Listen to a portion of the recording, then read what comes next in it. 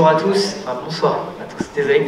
Je suis très heureux d'être parmi vous aujourd'hui, c'est ma première fois à Cannes, pour être tout à fait honnête avec vous, je suis pas de Cannes, je suis pas Sofiane Antopelis, je viens de Metz, qui est très très loin dans le nord. Et donc aujourd'hui je suis venu vous parler des Core Web Vitals et vous donner quelques tips pour améliorer l'expérience utilisateur de votre application. On en a beaucoup parlé, donc on l'a vu du côté des personnes qui font l'UI, personnes qui vont gérer l'expérience utilisateur. Moi, je vais vous parler du côté dev. Comment est-ce qu'on fait pour les améliorer justement en termes de dev, de développement. Donc, je vais me présenter.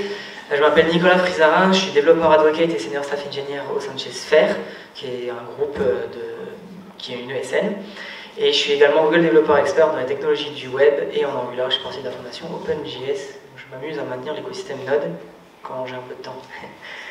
Ce qu'on va voir aujourd'hui, donc on va voir pourquoi les utilisateurs ils sont pas contents d'utiliser votre application qui est actuellement en production.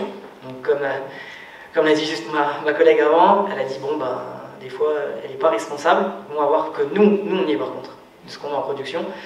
Ce qu'on verra également quels sont réellement les Core Web Vitals, ce que c'est, et on verra les métriques qui le composent. Donc on va voir le LCP qui est Largest Contentful Paint, le CLS qui est Cumul Layout Shift, le FID qui est First Input DB, et on verra également une métrique qui est actuellement in progress, en pending, qui arrivera en 2024 dans tous les outils Google, et également dans les DevTools, qui est l'INP et qui remplacera le FID. Donc INP qui est Interaction to Next Paint. Alors, je pense que vous l'avez deviné, le talk il va pas s'allier sur l'UI ni réellement l'UX, d'accord? On va voir, c'est un talk sur les performances web qui vous permettent d'améliorer l'expérience utilisateur. Donc, comment est-ce qu'on améliore l'expérience utilisateur? Pourquoi déjà les utilisateurs ne sont pas contents d'utiliser notre application? C'est très simple. Généralement, une application qui clignote, comme un arbre de Noël, les utilisateurs ils n'aiment pas. Une application où l'utilisateur il va perdre son focus de lecture. Une application où l'application va démarrer en 25 secondes à peu près, donc on a un écran blanc. Ou encore une application où quand on clique sur le bouton, je ne sais pas trop ce qui se passe, mais généralement l'utilisateur il quitte. Et tout ça en fait, grâce à ça on va identifier trois informations. Déjà on identifie que notre application elle est lente, donc elle met trop de temps à afficher la première page. Deuxièmement, a priori le fait que quelque chose pop de manière asynchrone dans votre écran, on perd le focus, et donc forcément l'utilisateur il ne sait plus trop où il en est dans la page. Et la dernière chose c'est quand l'utilisateur clique, il n'y a rien qui se passe. Donc généralement, il va switcher d'application. Alors ce qui est assez intéressant, c'est qu'avant, on ne le faisait pas ça. Pourquoi? On s'en moquait parce qu'il n'y avait pas de concurrence, généralement avant. Maintenant, on y est dans la concurrence, donc généralement, l'idée que vous avez, il y a quelqu'un qui l'a déjà également pondu, donc vous, votre valeur ajoutée, elle va être soit sur les performances, soit sur l'UI, soit sur une nouvelle fonctionnalité révolutionnaire, mais elle va être là-dedans, votre plus-value. Hein, si on prend juste l'exemple des trois gros streamers de musique, on prend Spotify, Apple Music et YouTube Music, et Deezer aussi, il n'y a pas grand chose qui change dans leur app, mis à part le fait que vous avez une interface qui change, qui est un peu plus smoothie en fonction de l'un et de l'autre, mais si demain l'application ne vous plaît plus, c'est un bouton, vous cliquez dessus, vous unsubscribe, vous allez chez le concurrent et c'est terminé. Donc, qu'est-ce qu'on fait généralement pour retenir un maximum d'utilisateurs? C'est qu'on va jouer sur les couleurs des boutons, sur le contraste, sur les fontes, les petites images, on va mettre un peu d'animation, la position des éléments, mais tout ça en fait vous améliorez clairement pas les performances de votre application et en généralement vous améliorez pas non plus l'expérience utilisateur. D'accord? Parce que l'UI ça dépend vraiment de vous en fait. Il y en a qui vont bien aimer, il y en a qui vont pas du tout aimer. Ça dépend, c'est propre à vous en fait, le fait que vous aimiez ou pas, vous trouvez quelque chose, une interface jolie ou non. Donc si on veut vraiment améliorer l'expérience utilisateur et éviter qu'il s'en aille, il faut déjà réussir à faire en sorte qu'on voit quelque chose directement sur l'écran, que l'utilisateur ne va pas perdre son focus de lecture, et enfin qu'on va pouvoir interagir rapidement avec la page. Il y a déjà quelqu'un de ces applications où vous avez le coup où la personne, la page elle arrive, il ne peut toujours pas cliquer dessus, ou genre il clique, il n'y a rien qui se passe. Ça généralement c'est parce que JavaScript il n'est pas chargé. Mais voilà, en ce moment, on va voir comment améliorer ça. Alors, ce qu'on voit, c'est que généralement, ce qu'on a vu jusque maintenant, c'est que l'application qu'on a actuellement en production, elle délivre une expérience vraiment très mauvaise. Et le fait d'améliorer l'expérience utilisateur, c'est quelque chose qui va être très complexe, d'accord? Parce que c'est quelque chose qu'on ne peut pas, qu'on ne voit pas et qu'on ne touche pas, d'accord, en développement.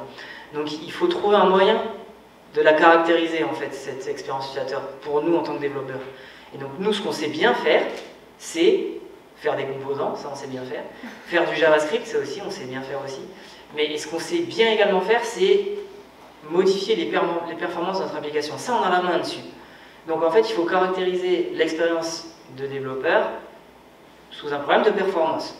Une fois qu'on a fait ça, il faut qu'on trouve une solution pour catcher au plus tôt dans la chaîne de développement ces problèmes de performance. Hein, on ne va pas en production en se disant allez, on croise les doigts, peut-être que ça marchera en termes de perf, si ça marche tant mieux, ça ne marche pas, on fera des change requests. Non, on essaye d'arriver en production avec quelque chose qui est béton, hein, genre quand Google sort quelque chose, ça marche, d'accord? Et il faut essayer, puisque les performances web c'est super large, il n'y a pas que ça, il faut trouver un moyen de les caractériser en fait. Donc une fois qu'on a tous ces éléments clés en main, on peut se demander qu'est-ce que sont les Core Web Vitals. Alors, en fait, les Core Web Vitals c'est une initiative de Google qui est vraiment géniale. Donc elle est arrivée en 2020, l'initiative, hein, ils se sont dit ça serait bien qu'on arrive à caractériser l'expérience utilisateur sous un problème de performance, d'accord? Mais il faut aussi qu'on trouve un moyen de les caractériser, ce problème de performance. D'accord? Et en 2021, ce qui est arrivé, c'est que on a regroupé ces performances qui caractérisent justement l'expérience utilisateur sous 3 métriques, le LCP, le FID et le CLS. Donc ça, c'est ce qu'on appelle les Core Web Vitals. Et en fait, ces Core Web Vitals sont intégrés dans tous les outils d'audit et de DevTools de Google désormais. Alors moi, ce que je vous conseille, c'est que réellement, je vous conseille de les respecter, ces Core Web Vitals, déjà de 1, parce que sinon vous allez avoir un mauvais index dans le moteur de recherche de Google.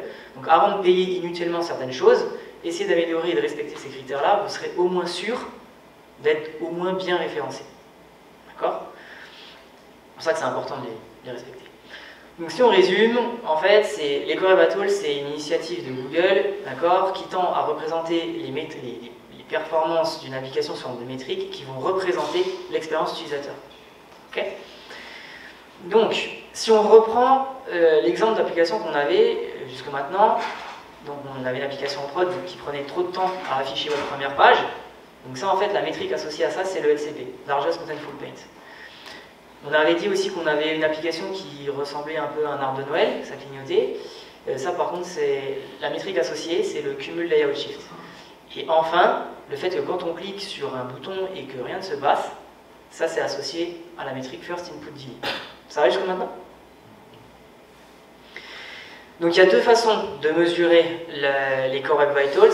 La première c'est by the field et la deuxième c'est by labs. Donc by the field ça vous donne quoi? Ça vous donne c'est du RUM, Real User Monitoring. Ça vous donne des vraies métriques, des vraies valeurs. D'accord? Ces valeurs elles viennent des vrais utilisateurs. Parce que ça, il y a des choses qu'il faut bien prendre en compte aussi quand on fait une application, c'est que potentiellement, tout dépend aussi également du client que vous touchez, hein, mais si vous faites une application mondiale, dites-vous bien que peut-être qu'au fin fond de l'Ouzbékistan, ils n'ont peut-être pas de la 4G. D'accord? Donc charger du JavaScript en 2G, c'est long, très long. Surtout si vous êtes sur mobile en plus.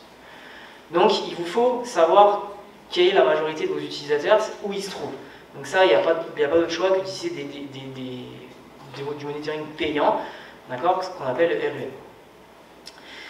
Et enfin, si vous voulez éviter ces problèmes de production, d'accord, et à peu près simuler l'expérience utilisateur, ça c'est ce qu'on va faire by labs. Donc ça c'est très simple, c'est les DevTools de Google. Donc qu'est-ce qu'on fait avec les field tools? On va pouvoir mesurer le LCP, le CLS et le FID. Donc ça c'est que des outils de Chrome, hein, Chrome User Experience Report, Fastbit Insight, Search Console, Core Web Vital Exception, tout ça c'est que Google. Il existe une bibliothèque JavaScript, si vous voulez l'implémenter, qui s'appelle webvitals.js. En fait, c'est vachement bien parce qu'elle vous donne 4 fonctions helper, d'accord? Et ces fonctions-là prennent en JavaScript un callback, et avec ce callback-là, vous pouvez faire ce que vous voulez. Peut-être que vous voulez les stocker dans votre propre DB, faire vos métriques par la suite, tout ça c'est possible. Et bien évidemment, cette librairie-là ne coûte rien.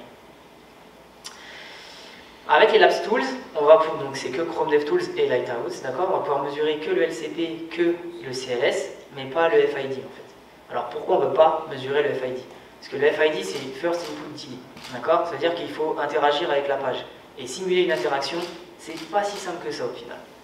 D'accord? Donc on va pouvoir mesurer que le LCP et que le CLS, et en fait ce qu'on va pouvoir assimiler au FID, c'est le blocking time, mais c'est juste sur un rechargement de page. D'accord? Donc c'est un peu tricky cette métrique-là. Donc, autre point qui est intéressant à prendre en compte, c'est les Lab Tools ont besoin des Field Tools, d'accord? Les deux sont complémentaires. Pourquoi? Parce qu'en fait, les Core Battle vont également dépendre de trois choses importantes. Déjà, de la puissance de votre device. Donc clairement, si on prend un exemple, j'ai eu le coup, j'avais mon collègue, il est sur un Mac i9, un truc comme ça, et l'application, elle laguait chez lui. Bon, un problème de render, bon, je vous en prie. Elle laguait chez lui. Mais chez moi, elle n'a jamais lagué. Parce que mon Mac, c'est un M2, donc j'avais pas ce problème. Donc voilà, ça, c'est typiquement, ça peut arriver. Deuxièmement, les conditions network. Bon, typiquement, en France, en Europe, on ne peut pas se plaindre, on a full 5G partout, d'accord? Mais par contre, dans des coins un peu plus reculés du monde, il n'y a pas d'internet, voire même internet, ils l'ont par le satellite. Donc c'est super compliqué également. Je ne sais pas si vous avez déjà pris un vol avec internet dans l'avion. C'est une galère hein, pour travailler, hein, parce que vous ne pouvez pas charger ce que vous voulez. Donc pareil, les conditions de réseau vont jouer. Et enfin, la façon dont vous utilisez votre device. Ça n'a pas l'air très important comme ça, mais ça va vraiment jouer en fait. Donc vous avez tous un iPhone ici, je pense. La plupart, un Android ou quelque chose comme ça, tout le monde a un téléphone. Donc généralement, ce qu'on fait avec le téléphone, c'est qu'on ouvre une application, on la ferme jamais. On la ferme peut-être 2 mois après en disant oh, j'ai 25 applications qui sont ouvertes. Allez, et puis on y va, on est comme ça. Donc imaginez bien que chaque application, pour qu'elle tourne en arrière-plan, le processeur, en fait, il alloue un petit peu de mémoire, il alloue un peu de CPU.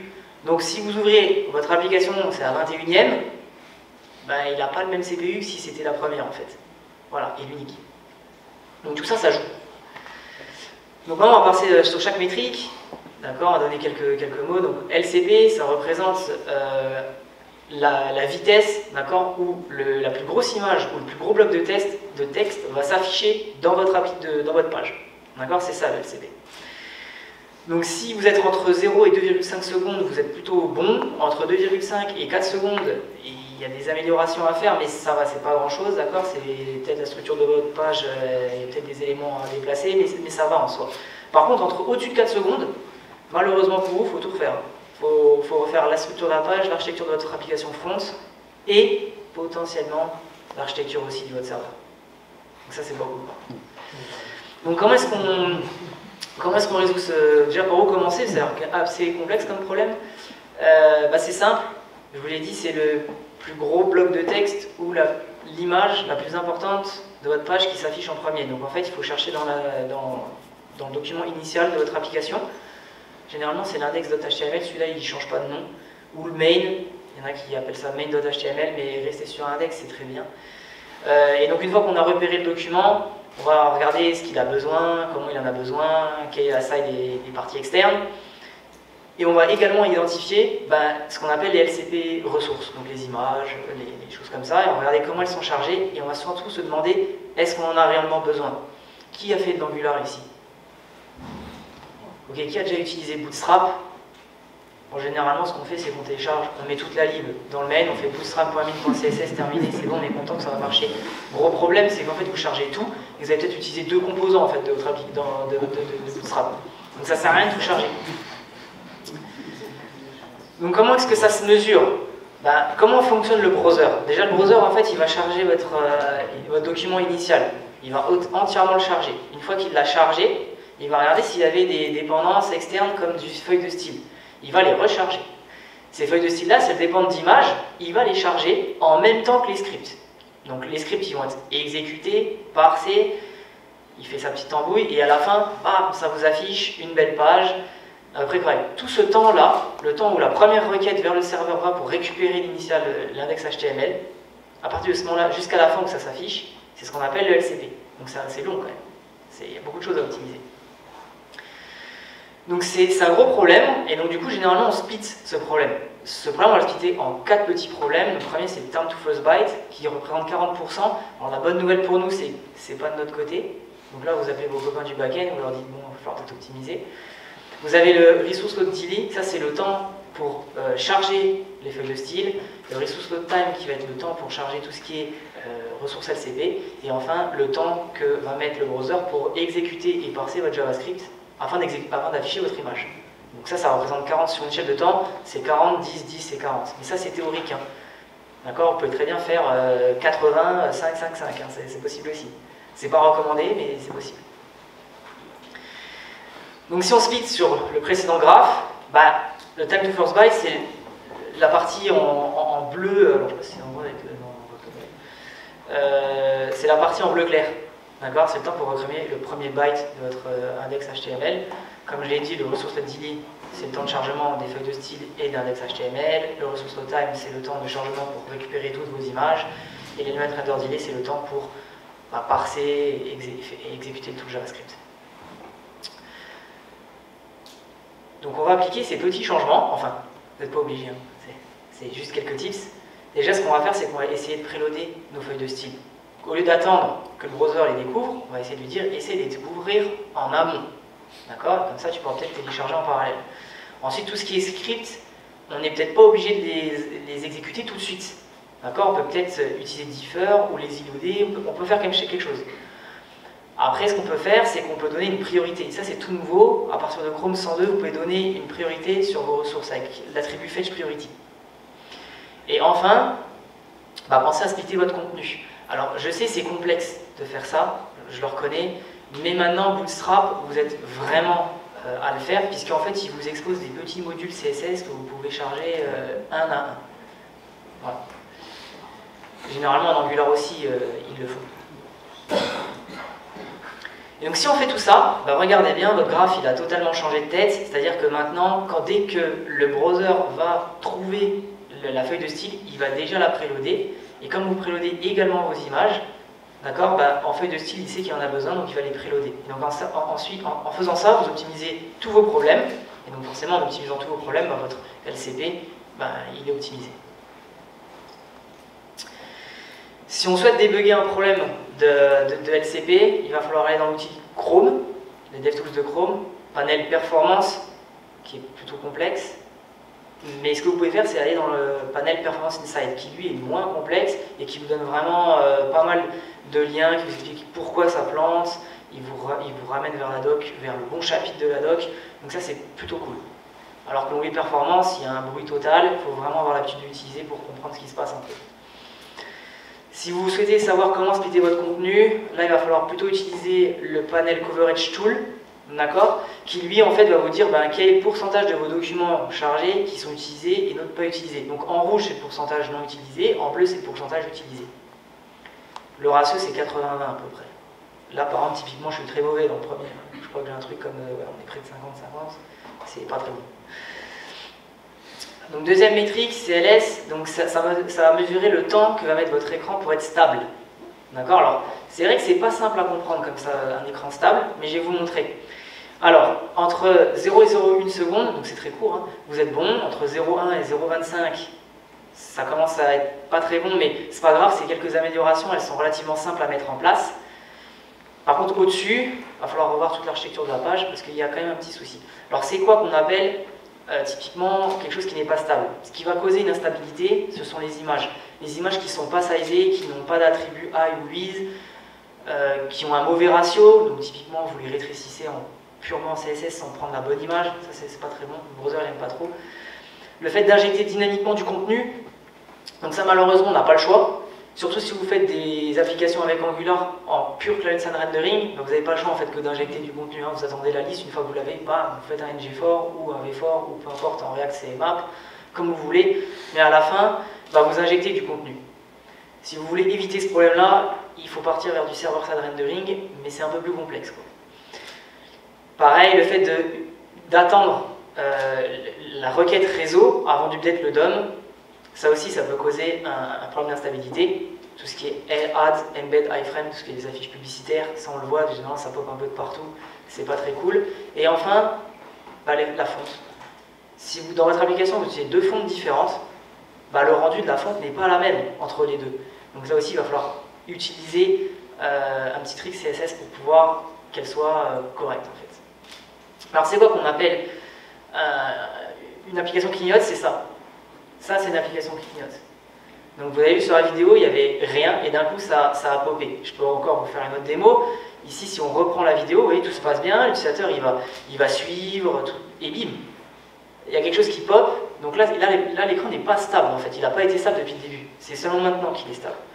Donc voilà comment des images non sizées ou des les iframes peuvent causer un problème de CLS. Donc, comment on fait pour résoudre ça? Bah déjà, on va essayer de sizer correctement nos images. Alors avec font size, with eyes, vous pouvez également utiliser c'est aspect ratio, d'accord, comme propriété. Et donc là, ça, elle est vraiment bien cette petite propriété de style, puisque vous donnez juste un ratio et après le browser il se débrouille. Donc ça, c'est plutôt pas mal. Pour tout ce qui est iframe, alors les iframes qui sont pas dynamiques, comment est-ce qu'on gère ça? C'est relativement simple, on prend la taille, on la réserve dans l'HTML, on met un placeholder et ça va marcher. Pour les iframes qui sont par contre, elles, dynamiques, mettre un placeholder, c'est pas une bonne idée puisqu'on ne sait pas, peut-être que l'iframe elle va grandir, rétrécir. Moi j'avais eu le coup sur un projet.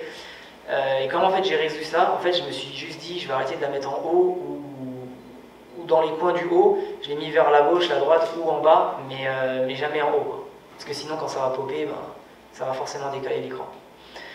Et enfin, vous pouvez ajuster la taille de votre fonte en CSS avec font adjust, très simple comme propriété, et là vous pouvez sizer par rapport en ratio avec une autre.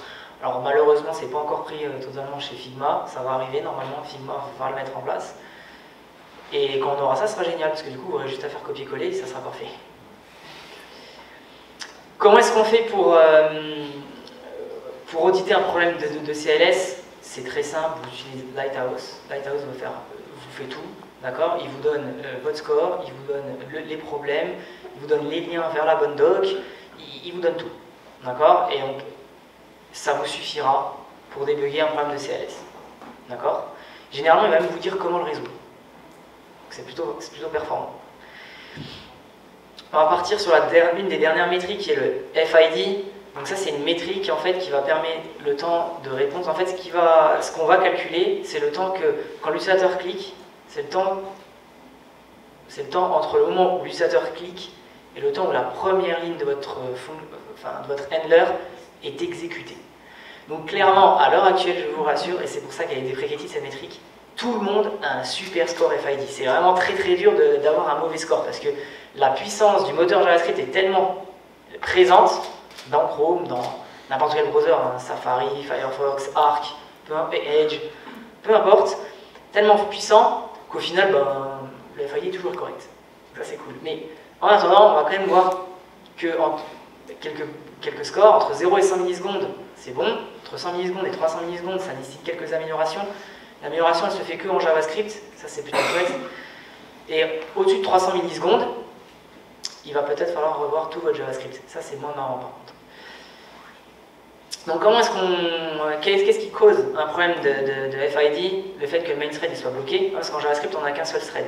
Alors pour éviter, parce que ça aussi c'est une petite technique de Sioux, donc pour combler ce problème de one thread, on a inventé ce qu'on appelle l'event loop.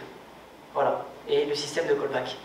Et donc ce système-là permet en fait de léguer en fait. Et également d'avoir du JavaScript qui est inutilisé. Alors, le JavaScript inutilisé, c'est du code mort. Vous pouvez l'enlever. C'est juste ça. Donc comment est-ce qu'on fait pour éviter, pour résoudre ce problème de FID? On va déjà éviter d'avoir des tâches trop longues. Donc on va essayer de les casser, on va essayer de lésioder nos composants. Donc ça, avec les frameworks qu'on a actuellement, c'est compliqué de ne pas pouvoir le faire. On peut le faire vraiment très facilement avec Angular, c'est avec le routing. Maintenant avec les ES modules, on peut carrément importer à la volée les classes. Donc tout est fait maintenant actuellement pour qu'on puisse les ioder très facilement. Il va falloir aussi optimiser vos requêtes. Donc au lieu de faire les requêtes en cascade, imaginons que vous avez deux requêtes qui n'ont rien à voir en commun, ça ne sert à rien d'attendre le résultat d'une pour en faire la deuxième. Vous pouvez les faire en parallèle en fait. Voilà. Et enfin, un peu plus complexe, mais pour des gros traitements, comme par exemple des gros tris sur des grosses données, bon je ne vous le conseille pas, normalement c'est plutôt le backend qui va le faire, mais on ne sait jamais. Déléguer un web worker en fait, il est là pour ça, vous le déléguez, le web worker fait son traitement, une fois qu'il a fait le traitement, il va vous notifier, il va notifier le main thread et puis vous rentrez dans votre callback et puis vous faites ce que vous avez à faire avec ce traitement. Donc la dernière métrique, après je vous embête plus pour ce soir, c'est ANP, elle est encore en mode pending, elle va remplacer le FID, donc c'est plutôt celle-là sur laquelle il faut travailler et elle est beaucoup plus complexe. Parce qu'à quoi elle représente, en fait, ça va être le temps qui va se passer entre le moment où l'utilisateur clique et où la next frame est rendue. C'est-à-dire, au moment où vous avez les résultats de l'interaction utilisateur. Et c'est là que c'est le plus complexe. Parce que du coup, peut-être que votre traitement il est long. Donc c'est là qu'il va falloir optimiser. Entre 0 et 200 millisecondes, c'est bon. Entre 200 millisecondes et 500 millisecondes, ça nécessite quelques mésorations. Et pareil, c'est que du JavaScript. D'accord? Et au-dessus de 500 millisecondes, il va falloir voir l'archi JavaScript que vous avez mis en place. Et là, par contre, c'est un peu plus complexe. Donc, les tips, ils sont encore en cours. Moi, je vais vous les donner. Donc, il suffit d'utiliser... il faut promessifier, généralement. Hein, parce que quand vous promessifiez, ça veut dire que vous déléguez à l'event loop. Donc, ça, il n'y a pas de souci. Il faut yielder également en JavaScript. Donc, ça va également permettre de déléguer au JavaScript. Et, petit trick, si vous avez une grosse action, mettez un loader, au moins vous avez une extrême, quoi. Elle arrive. C'est pas conseillé, d'accord, mais essayez d'optimiser au mieux. Mais si vraiment vous n'y arrivez pas, affichez juste un loader, normalement ça fait le taf. Voilà, merci à tous. Vous pouvez me suivre sur les réseaux, vous pouvez me poser des questions, et puis bonne soirée.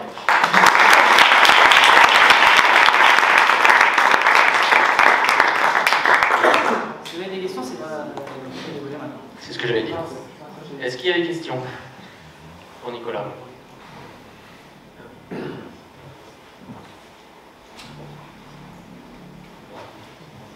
Gus, il était question de web worker à un moment. Ouais. Et est-ce que tu pourrais détailler ce que c'est exactement? Un web worker? Ouais. En fait, un web worker, si tu veux, c'est... Bon, la notion est un peu complexe, mais si tu veux, imagine un web worker, c'est quoi? C'est tu as ton main thread, d'accord? Tu as ton application JavaScript, et en fait, un web worker, c'est une sorte de fichier, d'accord, qui va faire le traitement pour toi, mais dans une autre partie de ton moteur. Tu vois? En gros, imagine un compartiment. Non, imagine tu es dans ta famille, tu vois, tranquille. Tu fais à manger. Donc toi, tu es overbooké parce que là, tu as tout au fourneau, tu vois. Tu as les cacahuètes qui sont en train de griller, tu es en train de faire revenir ta viande, les légumes, ils sont... Et en fait, tu dois mettre quelque chose dans un four, tu vois. Bah, ça, tu vas demander à ton fils. Tu vas dire, mets dans le four. Lui, il va mettre dans le four. Une fois que le four, il a fait la cuisson, il va te prévenir à toi. Bah, c'est ça, en fait. En fait, le web worker, ici, c'est ton fils. Ça va? Mais du coup, concrètement, ça fait partie du langage JS, c'est une fonctionnalité en plus, ou c'est une implémentation Le web worker, c'est que du JavaScript. C'est vraiment que du JavaScript. Tout ce qu'on a vu là, il n'y a pas, tu fais pas de Java, tu fais pas tout ça, c'est que du JavaScript.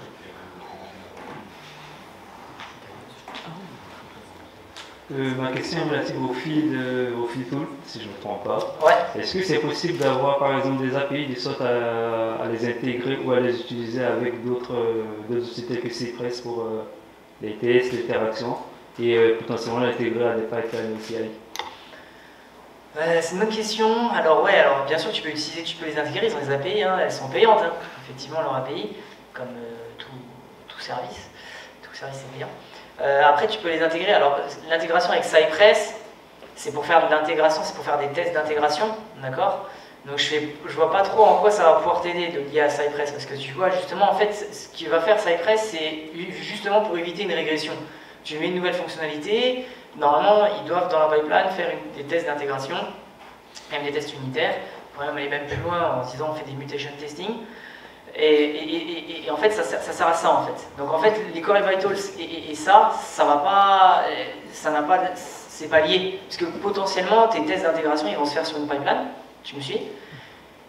Mais ça représente personne en fait. C'est sur ton lieu de travail en fait, c'est sur l'infra de ton travail. Donc je pense que l'infra de ton travail, elle est quand même en termes de réseau, elle est déjà pas mal. En termes de processeur serveur, elle est bien aussi.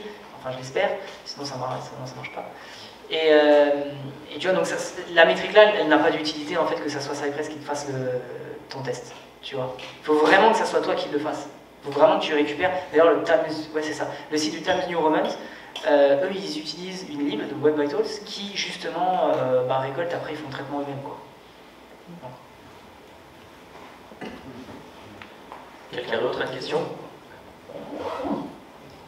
Je voulais savoir s'il fallait systématiquement simuler de la charge sur les serveurs pour avoir des métriques pertinentes. Alors, ouais, là la performance, si tu charges ton serveur, d'accord, donc c'est pour charger, en fait, c'est pour mesurer s'il est capable de te répondre à une certaine vitesse, d'accord. En soi, c'est une bonne question parce que du coup, oui, ça peut rentrer dans les cadres du Core Web Vitals. Si ton serveur il te met une plombe à te répondre, ta requête, forcément, tu pourras jamais optimiser, si tu veux, le fait que ta exprime elle arrive. D'accord? Donc oui, le test de charge, il peut être utile pour savoir comment que ça se passe si tu stresses ton serveur, est-ce qu'il répond rapidement? Après, généralement, enfin, de ce que je vois, c'est très rare que tu arrives au plafond de ta charge de stress. Ça veut dire que tous tes utilisateurs, ils arrivent au même moment. Alors ça arrive, hein, mais avant, typiquement, ça arrive quand Apple sort son nouvel iPhone. Avant, les gens, ils mettaient une tente. Maintenant, ils le font plus. C'est un peu la même chose, tu vois. Donc l'application va avoir une grosse, forte charge au démarrage. Mais généralement, après, quand tout le monde s'est inscrit sur la plateforme ou autre, ça commence à diminuer. Tu vois. Est-ce que les PWA ont un impact sur les Core Web Vitals? Alors, la Progressive Web App, alors déjà la PWA par rapport au Core Web Vitals n'a pas vraiment d'impact. Pourquoi? Une PWA, c'est quoi? C'est juste un shortcut qui va sur ton mobile. D'accord? À la fin, tu cliques, bon, c'est un trompe-l'œil, moi j'appelle ça, ça te met une belle icône, mais quand tu cliques, ça t'ouvre une web view, d'accord? Avec ton application. Récemment, on pouvait optimiser certaines métriques du Core Web Vitals grâce au service worker, puisqu'on disait que pour le service worker, en fait, il servait à mettre en cache certaines requêtes, d'accord, certaines ressources. Mais maintenant, pour faire une PWA, le service worker n'est plus obligatoire. Donc potentiellement, maintenant, une PWA, c'est quoi? C'est juste un manifeste et le fait que tu sois bien sur un domaine HTTPS. Si ces deux conditions-là sont réunies, ça te fait une PWA. Tu peux faire une PWA, d'accord? Donc à partir de là, si tu mets rien en cache, ta PWA ne te sert à rien, à part juste avoir un lien sur ton application, sur ton mobile. Voilà. Une dernière question peut-être?